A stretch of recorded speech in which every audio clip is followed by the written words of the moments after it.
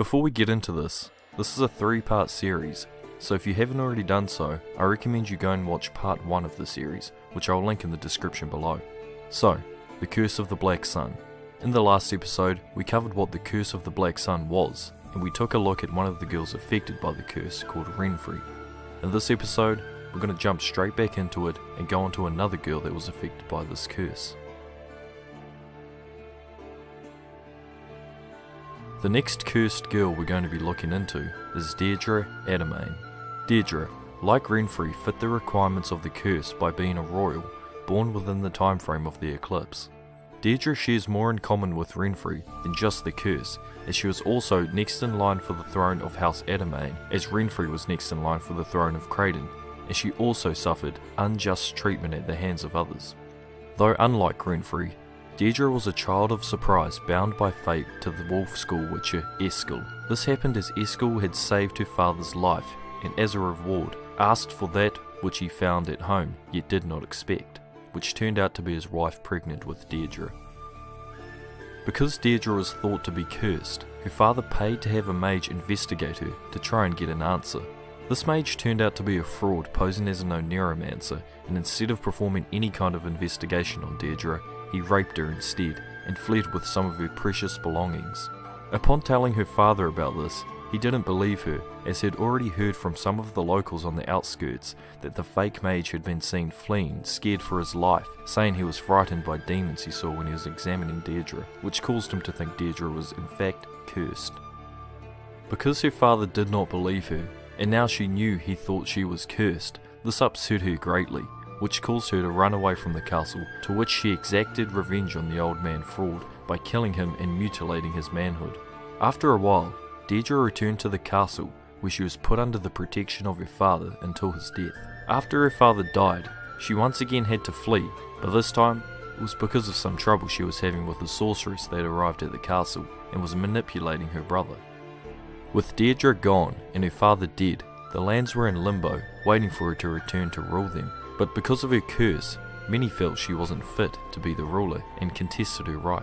One of the people that felt this way was her younger brother Merwin Adamain, who was a member of King Henselt's council and felt he should be the one to rule their lands, as he stated that the common folk would never accept Deirdre as their ruler.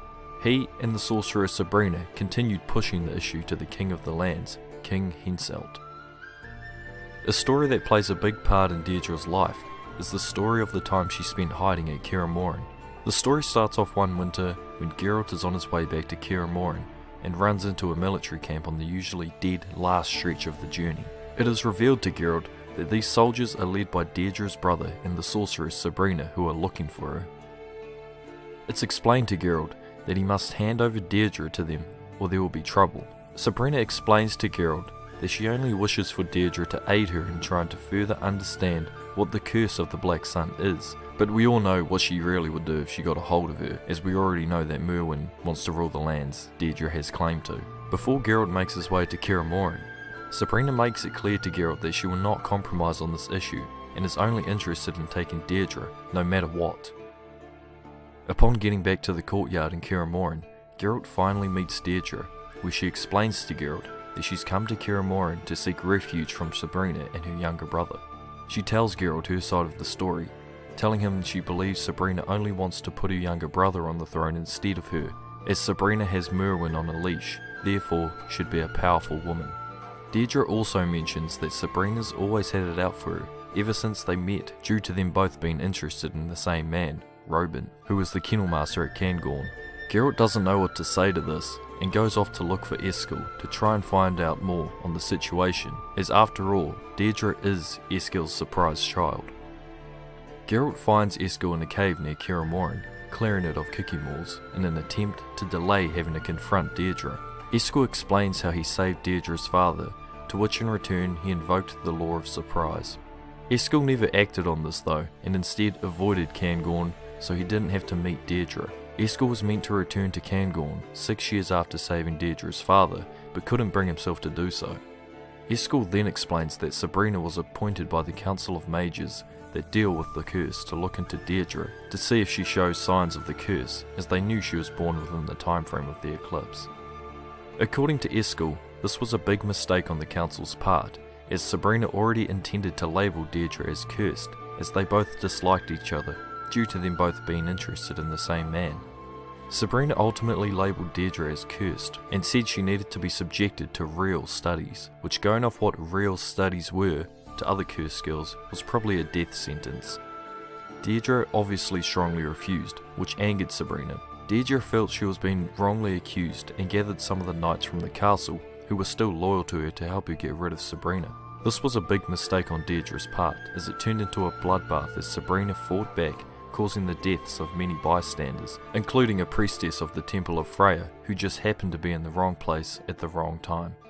Eskel said Sabrina used this act of violence as more proof of the curse on Deirdre being factual, and gave her evidence she needed to begin the hunt for her after she fled the castle without giving her side of the story.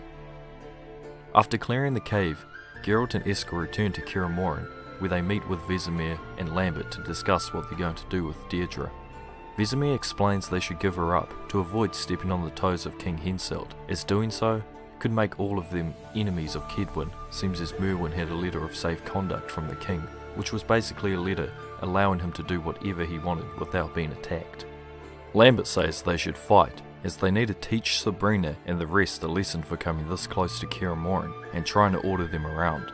Eskel is undecided, as he doesn't want to just give up Deirdre because he feels he's bonded to her by fate, but he also doesn't want to anger the king. Ultimately, Geralt has the last say, and decides to not give up the girl, but to get her to relinquish her claim to the throne to her brother, which hopefully her brother will accept, and the conflict will end peacefully. With their decision made, they make their way to the encampment on the far outskirts to the entrance of Kaer Morhen. Once everyone was present, Deirdre tells her brother that she is prepared to relinquish her claim to the throne and lands, and is ready to give up her title as princess in exchange for Merwin to call off the hunt and to return to Cairngorm, where he will not bother her again. Before Merwin has time to respond, Sabrina interrupts, trying to convince Merwin that this is some sort of trick.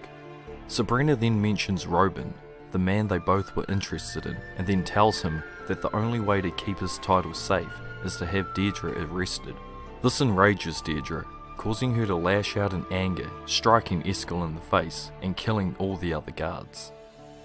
As the fight breaks out, Sabrina and Merwin run into Sabrina's tent to try and hide. Deirdre follows them in, still in a fit of rage, and corners them with the intent to kill them for all that they've done to her. Geralt tries to calm her down, pleading with her to forgive Sabrina and her brother, to prove to them that she isn't a monster. With Deirdre somewhat calmed, Geralt then tells Sabrina to leave, as this is the only way she'll survive this, and that she has no place in the discussion between Merwin and Deirdre anyway. Sabrina takes her leave, as she knows no magic can harm Deirdre, and this is the only option she'll have to get out alive. With Sabrina gone, the negotiations between Merwin and Deirdre can continue uninterrupted. After hearing what Geralt had to say, Merwin sees that Sabrina was using him as a puppet to eliminate Deirdre, and then was going to control him while he sat atop the throne. Deirdre then proposes her offer of relinquishing her title and claim to the lands once again, and asks for forgiveness from her brother for doing what she did. Merwin, now knowing that Sabrina's counsel was toxic and manipulative, forgives his sister and apologizes for all he did to her under the counsel of Sabrina. Merwin then, instead of taking full reign over the lands of Cairngorm, offers joint rule over Cairngorm with Deirdre, to which they end up leading Cairngorm through the state's best era in history. 7 years passed with Deirdre and Merwin ruling, when a letter arrived at Kaer Morhen bearing the seal of Cairngorm. It was possibly from Deirdre and was addressed to Eskel. Eskel never opened this letter and instead threw it in the fire. This was the last time Deirdre's name was ever mentioned at Kaer Morhen. Again, like Renfrey, this case of the curse had many conflicting sides, and it's hard to determine if Deirdre was really cursed or whether her actions were a result of mistreatment from others. One thing that's interesting is that Deirdre, like Renfrey, was also magic resistant, but unlike Renfrey, had the ability to decrease the effects of magic within the area around her. This is still unexplained and could be proof of the curse, but that's up to what you believe. And yeah, that's the end of part 2 of this series. There will be one more part to this where we'll be discussing Sylvia Anna, or Siana, who was another girl believed to be affected by the curse. So yeah, Please consider subscribing to keep up to date with the series and other lore videos I upload. Thanks.